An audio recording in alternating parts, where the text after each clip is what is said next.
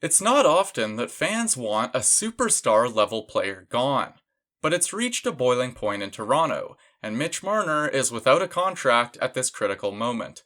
This may be the end of an era. Few players fit Toronto better than Mitch Marner.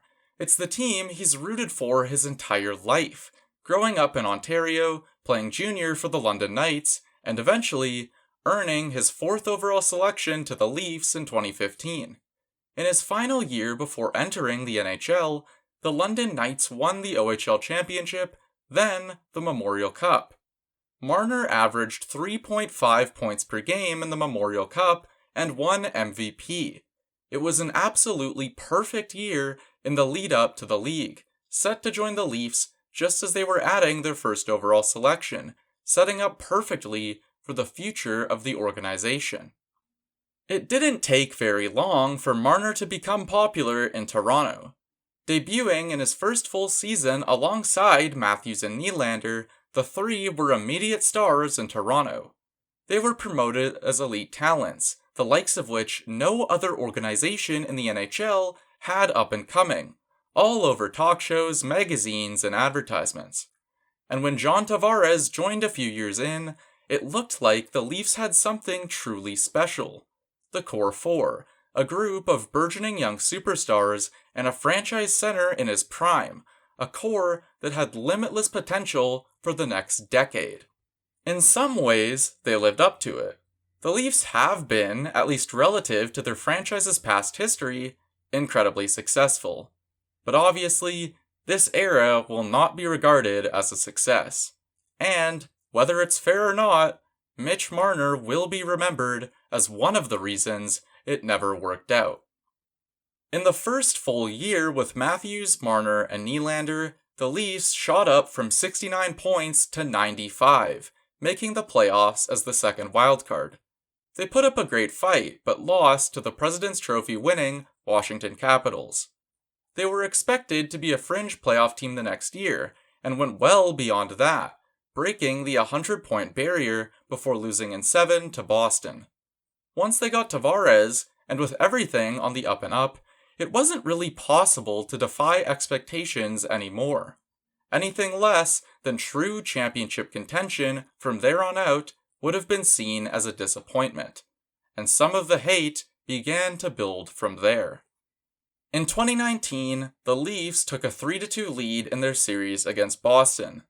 They lost their next two games by a combined score of 9-3, and were again eliminated in the first round. Marner and Nylander were, by the score sheet, particularly underwhelming. At this point, the narrative started to separate Marner from his teammates, and that all started with his contract negotiation. The process of re-signing Marner was long and drawn out. Everyone was already tired of this process, having dealt with Nylander's long-term negotiation the season prior. After months of negotiation, rumored offer sheets, and a threat to play in Switzerland, the Leafs finally managed to secure the Marner deal just before the beginning of the season. The drama Marner's camp and his agent stirred up left some fans with a bad taste in their mouths, and the price of the contract was a tough pill to swallow, but it all got done. Getting back to winning games would fix everything. The Leafs didn't end up doing quite as much of that as they probably should have, and ended up in the 2020 qualifying round. There were some incredible moments in that series against Columbus. In Game 4, Toronto managed to come back from a 3-0 deficit with only 4 minutes left in the third period. Mitch Marner assisted on 3 goals, including the eventual overtime winner to keep the Leafs alive.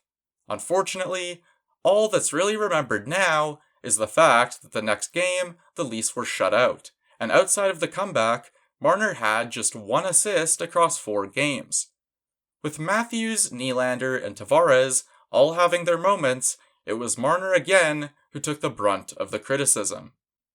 Against Montreal, then against Tampa Bay, it was a total team collapse. Back-to-back years in which they had phenomenal regular seasons, held the lead in their first series, then lost in 7 games. In closeout games, the Leafs had proven again and again that they just didn't have it in them. Their stars disappeared when it mattered most. Marner, across the 5 closeout opportunities afforded to them in these series, had just 2 assists. It wasn't just him, to be fair, but Marner had already been so heavily criticized, and would always be the one to score the least amount of goals, create the least amount of moments. And so, fans contemplated further breaking up the core 4, and it was now a more legitimate discussion. Matthews had just scored 60 goals and won league MVP. Nylander was quite clearly the most consistent performer, someone whose game translated well to the postseason. Tavares had much less value to teams than the rest, and was team captain. And so, that left just the one option as an out, again singled out by many and blamed, whether fairly or not, for many of the team's problems. Year in and year out, Toronto's season ended in massive disappointment. For months afterwards it would be discussed, rumors would surface, but nothing would ever really happen. The allure of a new season swept over the fan base, and they moved on. However, each of the previous 2 seasons now, there has been actual change after failure. The Leafs finally won a round, and afterwards were swiftly defeated by the Panthers. That was the end of Kyle Dubas in Toronto, moving on from the guy who had been in charge throughout all of this.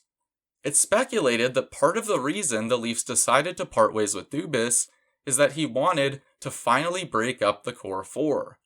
What was long a fan discussion had made its way to the front office, and he didn't get the opportunity to act on it. So, they ran it back, and got more or less the same result. This time, it was the coach to go, letting go of the most successful regular season coach in franchise history, and Craig Berube took over ahead of 2025. Under a new system, with new tactics and new additions, the Leafs have achieved the same result. They've tried leaving it the same. They've tried changing their GM. They've tried changing coaching. It seems there's really only one option left. Many of the same principles apply as a few years ago. Matthews is now the captain, and his insane goal-scoring potential leaves him too valuable to trade. Nylander is pretty good in the postseason, still a legitimate star when it matters most. If there's a change, it's going to be with John Tavares or Mitch Marner. Tavares is a UFA, and has stated his intent to remain in Toronto. Considering his leadership and willingness to play ball with the club in the past, that deal should get done. That leaves, singled out again, Mitch Marner, who is a free agent as of July 1st. Mitch Marner has shown much less of a willingness to support the team in his actions. He dragged out the contract situation for one. He seems to be unwilling to take less on a new deal, likely placing his contract upwards in value of $13 million per season. And he rejected a trade this year, which would have seen him out the door to Carolina in favor of Mikko Rantanen. All of these things are in his best interest to do, and completely in his right to do. But when he does these things, and fails to show up afterwards when it matters most, fans are going to be upset. And just the same, it's completely in their right to feel that way. Toronto has failed over and over, and tried every other option to prevent that failure. It isn't working, and it's time to change the core. Marner's behaviors and performances have created a rift between him and a growing section of the fan base, and with his contract set to expire, now is the perfect time for him and the organization to part ways. The Toronto Maple Leafs landed an elite top-line talent out of the draft, from Ontario, who has played his whole career there. Marner has well exceeded the value of his pick throughout his career. He's a durable, reliable player, a two-way winger with elite offensive upside. He scored the 5th most points in Leafs history at 28, even sits in the top 20 of games played. He's been over a point per game for 7 consecutive seasons, and is one of only 4 Leafs ever to score 100 points or more in a season.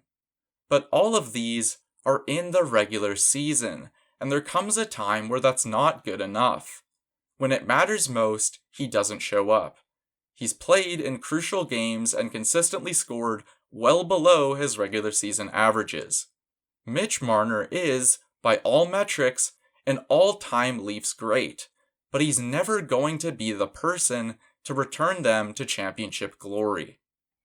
Marner's looked pretty impressive in his moments away from the Leafs. He was good at the Four Nations faceoff, even assisting on McDavid's tournament-winning goal. Maybe there's an opportunity for him to thrive outside of Toronto. Wherever he goes, the media is going to follow. A departure like this in a hockey market that huge means he'll never fully escape the circus of the Toronto Maple Leafs.